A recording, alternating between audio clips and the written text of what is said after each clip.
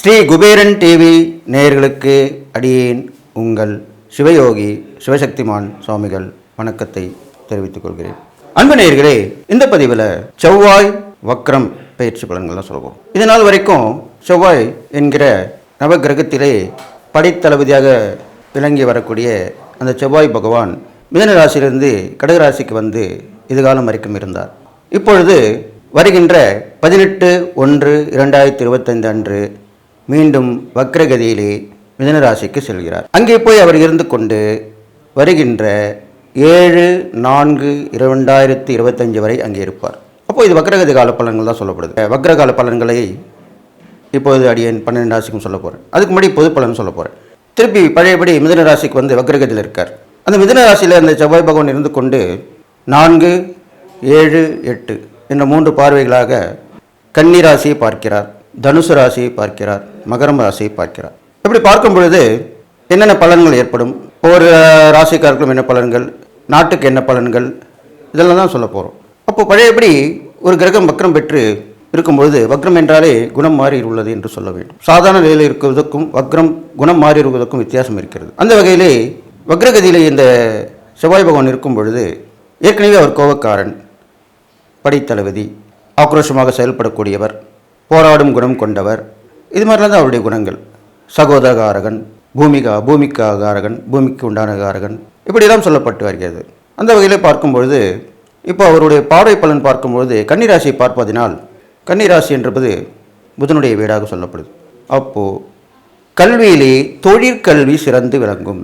இந்த காலகட்டத்திலே ஏட்டுக்கல்வி, படிப்பு கல்வியை விட டெக்னிக்கல் எஜுகேஷன் சொல்லுவாங்க, அது மாதிரி அந்த தொழிற்கல்வி நல்ல ஒரு முன்னேற்றம் அடையும். அதை கற்றுக்கக்கூடிய மாணவர்கள் எல்லாமே நல்ல தேர்ச்சி அடைவார்கள். அது இல்லாமல் நாட்டுக்கு பார்க்கும் பொழுது சண்டை போட்டு வந்தவர்கள் சமாதானமாக கொண்டு வருவார்கள். ஒருவரை பற்றி ஒருவர் விமர்சனம் செய்தவர்கள் தான் செய்த தவறை பொதுவெளியிலே கூறி மன்னிப்பு கேட்பார்கள். இதெல்லாமே நடக்கப் போகிறது. ஏனென்றால் புதன் எல்லோருக்கும் ஒத்துப்போகக்கூடிய கிரகமாக சொல்லப்படுகிறார்.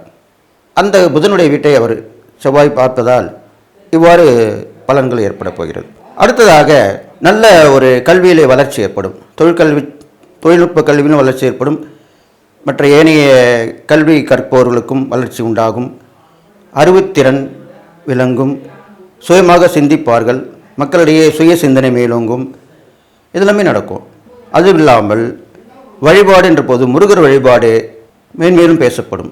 செவ்வாய் பகவான் தனுசு ராசியை பார்க்கிறார். தனுசு ராசியை பார்க்கும் பொழுது குருவுடைய வீடு. குருவுடைய வீடு என்ற பொழுது செவ்வாய் இராணுவம், காவல்துறை எல்லாற்றுக்கும் உரியவராக சொல்லக்கூடிய கிரகமாக விளங்கப்படுகிறார். அந்த வகையில் பார்க்கும் பொழுது காவல்துறையிலே உயர் அதிகாரத்தில் இருப்பவர்கள் நன்கு நிர்வாகம் செய்து தீய பழக்கவழக்கங்களை தடுத்து நிறுத்தி தீயவர்களை கண்டுபிடித்து அதற்குரிய தண்டனை கொடுத்து அவர்கள் அவ்வாறு செய்ய அடுத்த தடவை அவர்கள் செய்யாமல் இருக்கக்கூடிய வகையிலே அந்த தண்டனை கிடைத்து மனம் மாறி திருந்துவார்கள். அடுத்ததாக இராணுவத்திலே உயர் அதிகாரிகள், இராணுவத்தில் உள்ள உயர் அதிகாரிகள், நிர்வாகத்தில் உள்ளவர்கள், அவருடைய வழிகாட்டுதலின்படி நம் நாட்டை பாதுகாக்கக்கூடிய திறன்கள் மேலோங்கும். இதெல்லாமே இந்த குருவுடைய வீட்டை பார்ப்பதனால் நடக்கக்கூடிய விஷயங்களா இருக்கு. ஏனென்றால் செவ்வாய் பகவான் நீண்ட நாட்களாக அங்கே இருக்க போகிறார்.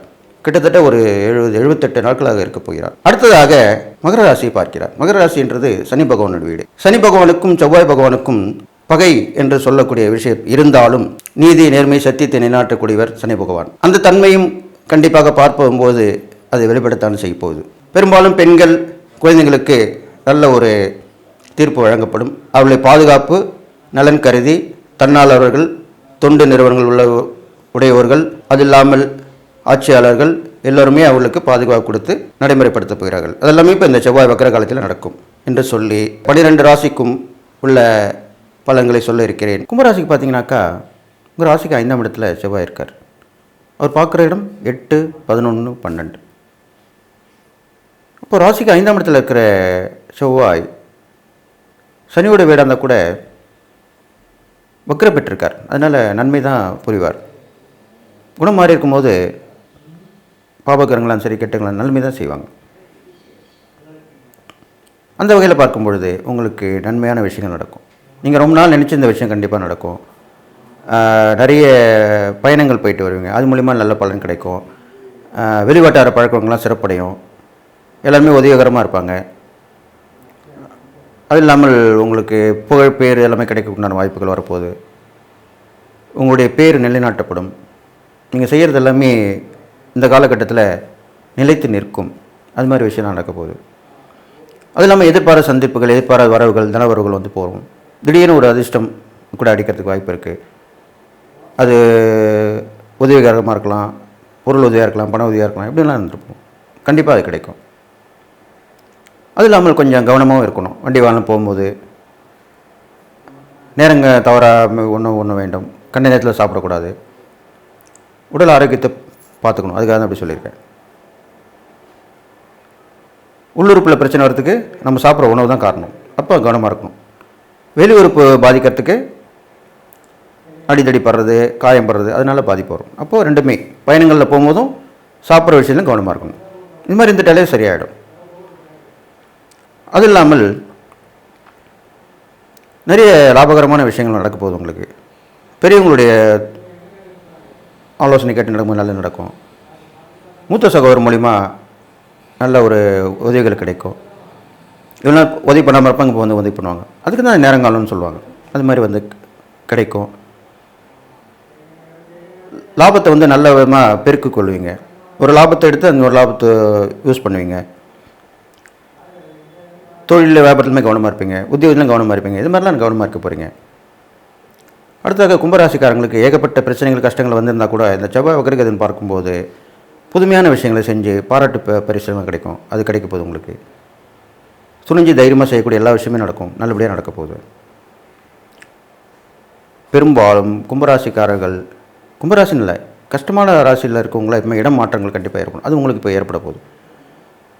கொஞ்சம் காலம் மாறி இருக்கலாம். வெளியூர் போயிட்டு வரலாம், கொஞ்ச நாள் தங்கிட்டு வரலாம். இல்லை யார் தெரிஞ்சவங்க 5 வீடு இருந்தால் அங்கே போய் தங்கிட்டு வரலாம்.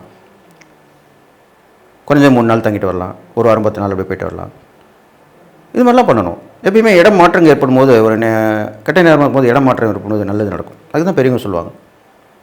ஒரு 3 நாள் எங்கேயே தங்கிட்டு வாங்க அப்படின்னு சொல்லுவாங்க. அது இதுக்கு தான் சொல்லியிருக்காங்க. அப்போது அந்த இடம் மாற்றங்கள் ஏற்படும் போது உங்களுடைய கஷ்டகாலமும் குறையும். அது இல்லாமல் கும்பராசிக்காரங்களுக்கு வரவு குறைவாக வந்து செலவு அதிகமாக இருக்கும். அதெல்லாமே இப்போ குறைஞ்சிடும், சரிசமமாக இருக்கும். நீங்கள் வந்து பார்க்கும்போது உங்கள் ராசியாதிபதி சனி பகவான் செவ்வாய் வக்ரகதி பலன் தான் சொல்லிட்டு வரேன். அப்போது செவ்வாய் சனி முருகருக்கும் பெருமாளுக்கும் தொடர்ந்து தீபம் போட்டு வணங்கிட்டு வரலாம். அது இல்லாமல் அவர்களுக்கு பெரும்பாலும் எப்படி பெருமாளுக்கு அலங்கார பிரியர்னு சொல்லப்படுகிறார், அதே மாதிரி தான் முருகருக்கும். முருகருக்கு ரெண்டுமே பிடிக்கும். அபிஷேகம் பிடிக்கும், அலங்காரம் பிடிக்கும், ரெண்டுமே பிடிக்கும். பெருமாளுக்கு அலங்காரம் மட்டும் பிடிக்கும், சிவனுக்கு அபிஷேகம் பிடிக்கும். அப்படி தான் சொல்லப்படுது. அப்படி படும்போது இருவருக்குமே அலங்காரம் பண்ணி பார்க்கணும். அது மாதிரி பண்ணி பார்த்தீங்கன்னா வசதி தான் நல்லது. ஏன்னா கூட்டு முயற்சியில் கூட செஞ்சு பார்க்கலாம். முருகரையும் பெருமாளையும் அழகுபடுத்தி பார்த்தால் உங்களுடைய வாழ்க்கை கண்டிப்பாக ஒரு திருப்பம் ஏற்பட்டு, எதிர்பாராத திருப்பம் ஏற்பட்டு நன்மை நடக்கும். இதெல்லாமே நல்ல விஷயங்கள். இதெல்லாம் சூட்சமான விஷயம்தான். ஒன்றும் ஆராய்ச்சி பண்ணி அனுப்பிட்டு தான் நான் சொல்லிட்டு வரேன். அந்த வகையில் ஏதாவது வகையில் உதவும் போடுமான்னு பாருங்கள், தெய்வத்தை அலங்காரம் பண்ணுறதுக்கு. இப்போ சமீபத்தில் பார்த்தீங்கன்னா கூட ஒரு இஸ்லாமிய சகோதரர் மாணிக்கத்திலேயே வைரம் தங்கம் இழைச்சி ஒரு கிரீடம் ஸ்ரீரங்கநாதருக்கு கொடுத்துருக்காங்க. நம்ம அந்தளவுக்கு செய்ய வேணாம், நம்மளால் முடிஞ்ச அளவுக்கு செய்யலாம். அவர் கேட்ட வேண்டுதல் எனக்கு பிடிச்சிருக்கும். தெய்வத்திற்கு எந்த ஒரு ஜாதி மதம் இனம் மொழியெல்லாம் கிடையாது. எல்லா தெய்வங்களும் ஒன்று தான். அவர்களுடைய மன விருப்பத்தை பொறுத்து தான் இருக்குது. அந்த மாதிரி தான் நீங்கள் செய்ய சொல்லியிருக்கேன் உங்களுக்கு. அது மாதிரி செஞ்சுட்டு வந்தாங்களே, உங்களுக்கு எந்த தெய்வத்தை அழகுபடுத்தி பார்த்தாலுமே உங்களுக்கு நன்மை நடக்கும். அது இல்லாமல் உடல் உழைப்பில் சம்பாதிக்கிறவங்க, ரொம்ப சொற்ப லாபமாக சம்பாதிக்கிறவங்க, துப்புரவு தொழிலாளர்கள், சுமை தூக்கும் தொழிலாளர்கள், இவங்களாம் உதவி பண்ணிட்டு வரலாம். தான தர்மம் பண்ணலாம், துணிமணி வாங்கி கொடுக்கலாம், பொருள் வாங்கி கொடுக்கலாம். பெரும்பாலும் சாப்பாடு தண்ணி எல்லாருமே கொடுப்பாங்க. நீங்கள் துணிமணிகள், பொருட்கள், தேவையான பொருள் வாங்கி கொடுத்தீங்கன்னா அவ்வளோ விசேஷம், சந்தோஷப்படுவாங்க. யாரும் செய்யாதே செய்யுங்க. அதுதான் முக்கியமான விஷயம். அதுதான் விரும்பி ஏற்றுக்கொள்ளப்படும்.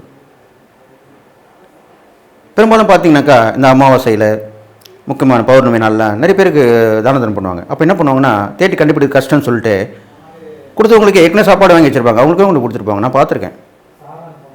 இதெல்லாம் வந்து நீங்கள் கவனத்தில் கொள்ளணும். இல்லாதவங்களுக்கு தான் கொடுக்கணும். அதுதான் முக்கியமான விஷயம்.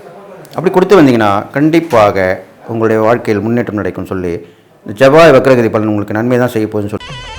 ஸ்ரீ குபேரன் டிவியை பார்த்தமைக்கு நன்றிகள். மேலும் இது போன்ற தகவல்களை தெரிந்து கொள்ள ஸ்ரீ குபேரன் டிவியை சப்ஸ்கிரைப் செய்யுங்கள். மறக்காமல் பெல் ஐக்கானை கிளிக் செய்யுங்கள்.